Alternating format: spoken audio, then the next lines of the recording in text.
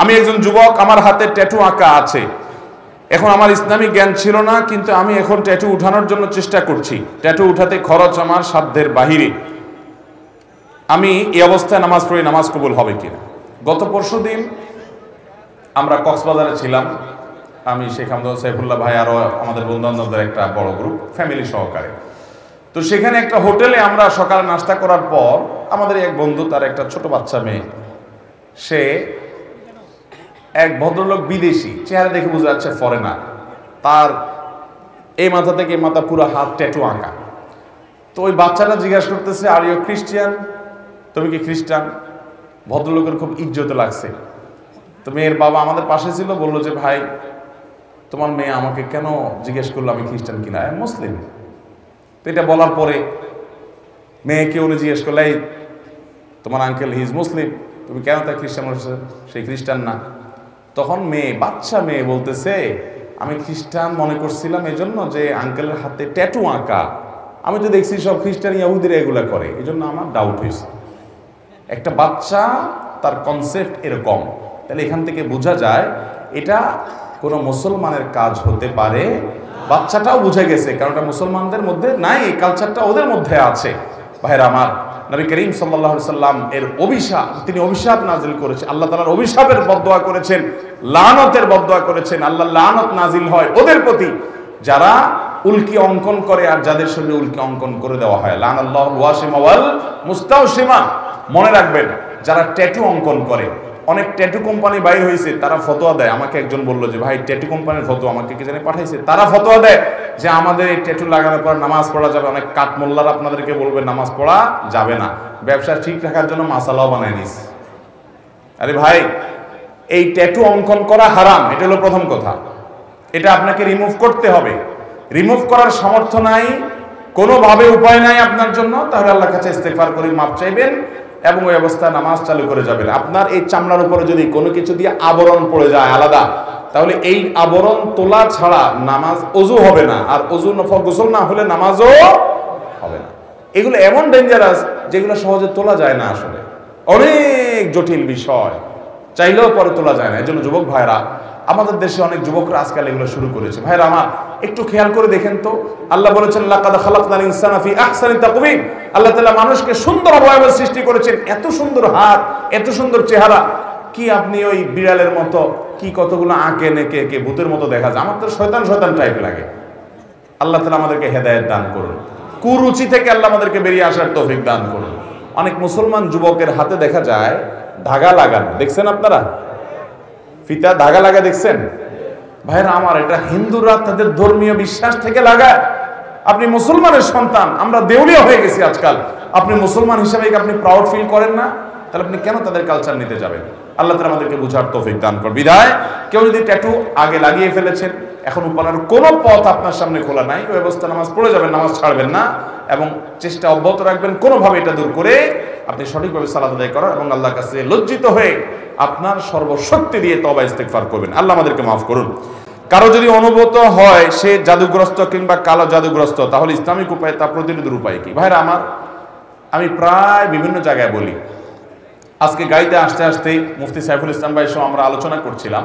সাইফুল ইসলাম ভাইয়ের কাছে আমার সামনে একটা ফোন আসলো, উনি ধানমন্ডি তাকওয়া মসজিদের খতিব, ওখান থেকে বলে যে ধানমন্ডির মতো রিচ এলাকাতে, সব ধনীদের এলাকা, সারা দেশের বড় বড় পয়সাপাতি যাদের তারা থাকে, ব্যবসায়ীরা থাকে, মন্ত্রী মিনিস্টাররা থাকে, বলছে এই এলাকাতে, উনি যেহেতু ওখানকার বড় মসজিদের খতিব তাকওয়া মসজিদের, উনি বললেন যে ভাই, এত পরিমাণ জিনে ধরা রোগী এবং ব্ল্যাক ম্যাজিক অর্থাৎ জাদুগ্রস্ত রোগীর খবর আসে বলার মতো না।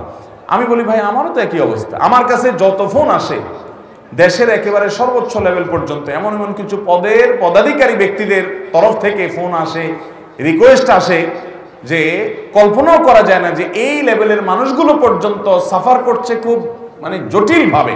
ঘরে ঘরে দুষ্ট জিনের উপদ্রব মানুষ লক্ষ্য করে না। মনে রাখবেন, কিছু কিছু দুষ্ট জিনের উপদ্রব আছে আপনি খেয়াল করেন না।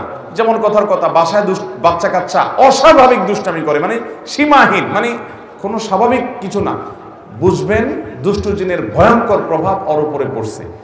এবং অনেক রোগ আছে কিছু লোকের, দেখবেন যে এই রোগগুলোর কোনো ট্রিটমেন্ট করে কিছু হয় না, কোনো ডায়াগনোসিস হয় না, বহু চেক আপ টেস্ট, ডাক্তাররা আন্দাজ অনুমান করে বিভিন্নভাবে ট্রিটমেন্ট করেন, চেষ্টা করেন, কিন্তু কোনোভাবে ভদ্রলোক ভদ্রমহিলা সুস্থ হয় না। এরকম বহু রোগী দেখেছি আমি যে কোনোভাবে সুস্থ হয় না।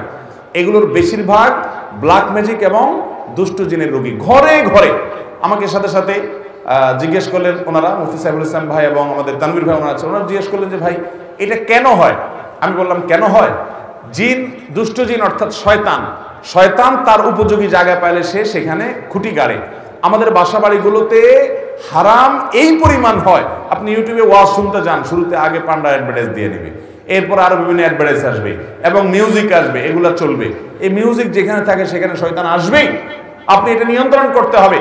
আপনার বাসায় বিভিন্ন প্রাণীর ছবি টাঙিয়ে রাখবেন, এখানে শয়তান আসবেই, রহমতের ফেরেশতা ঢুকেন, হাদিসে বলা আছে, এখানে আপনার এই অবস্থা হবে। ঘরে ঘরে মানুষ এটা ফিল করছে না, বহু মানুষ হাহাকার করছে, আমরা রাকির নাম্বার দিয়ে রাকিদেরকে রেফার করে কুলাতে পারছি না, এই পরিমাণ মানুষ আক্রান্ত।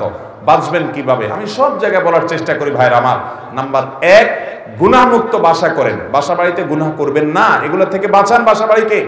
সবচেয়ে বড় কারণ হলো, দ্বিতীয় নম্বর যেটা বলবো সেটা হলো, আজ কোরআন তেলাওয়াত আমাদের বাসা থেকে উঠে গেছে। আমরা এখন বড়জোর ইউটিউবে একটু তেলাওয়াত চালাই দেই। আল্লাহর কসম করে বলছি, যেই বাসায় কোরআন তেলাওয়াত নিয়মিত হয়, আওয়াজ করে, শব্দ করে, ওই বাসায় ব্ল্যাক ম্যাজিক, দুষ্ট জিন থাকতে পারে না। আপনি যদি মিরাকল দেখতে চান ভাইরা আমার, আমি বুকে হাত রেখে বলতে পারি, আপনি আল্লাহর কুদরত যদি দেখতে চান সরাসরি, দুষ্ট জিনের উপদ্রব আছে যে বাসায়, সে বাসায় আপনি সূরা বাকারার তেলাওয়াত চালু করে দেন, জোরে জোরে তেলাওয়াত করেন, নিজে না পারলে অডিও চালু করে দেন। আমি নিজের চোখে বহুবার দেখেছি যে অস্বাভাবিক আচরণ বাচ্চাদের, এটা সেটা, রুকিয়া চলছে, তেলাওয়াত চলছে, ভালো হয়ে গেছে। আমার পরিচিত এক বোন আছেন, বোন বলতে আমার আপন বোন না, দুঃসম্পর্কীয়, উনি আমেরিকাতে থাকেন, অনেক বড় ব্যবসায়ী। ওনার বাসায় ভয়ঙ্কর অবস্থা মেয়েদের, মেয়েরা কোরআন তেলাওয়াত চালাইলে পাগলের মতো হয়ে যায়, কোনোভাবে সহ্য করতে পারে না, বলে যে বন্ধ করো এটা যেভাবেই হোক। এবং হাজার হাজার কোটি টাকার মালিক ওনারা, বাফেলোতে আমেরিকাতে থাকেন। আমাকে বলেন ভাই কি করা যায়? আমি রুকিয়ার অ্যাপ দিলাম, বলে যে কোনোভাবে তেলাওয়াত শুনতে রাজি না। আমি বললাম যে ওদেরকে যদি বেঁধে রেখে হলেও আপনি কিছুদিন শোনাতে পারেন, দেখবেন ট্রিটমেন্ট হয়ে গেছে। আমাকে গত সপ্তাহ না তার আগের সপ্তাহ যেন কয়েকদিন আগে আমাকে জানালেন যে ভাই আপনি না দেখলে বিশ্বাস করবেন না যে আমার মেয়েরা এখন এতটা স্বাভাবিক হয়ে গেছে যে কোরআন তেলাওয়াত শোনা ছাড়া এখন ওরা ঠিক থাকতে পারে না, কিন্তু প্রথম সহ্য করতে পারতো না।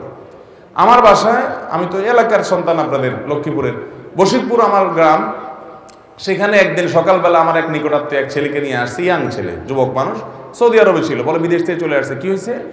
সে আজান আওয়াজ হলে শুনতে পায় না, তার পুরো শরীর বাঁকা হয়ে যায়। এবং সে বলে যে তখন তার শরীর এমন শক্ত হয়, টোকা দিলে মনে হয় যে বিষাক্ত সাপ দংশন করছে, পাথরের মতো হয়ে যায়। আমার চোখের সামনে দেখলাম জোহরের আজান শুরু হলো, সে আসছে অনেক আগে, বসতে বসতে 100 পর্যায়ে জোহরের আজান শুরু হলো, দেখলাম যে সে বাঁকা হয়ে যাচ্ছে এবং শক্ত হাট হয়ে যাচ্ছে। ভাইরা আমার, এগুলো কিছু হয়তো খুব দৃশ্যমান বোঝা যায়, আর ম্যাক্সিমাম ঘরে ঘরে বোঝার উপায় নেই।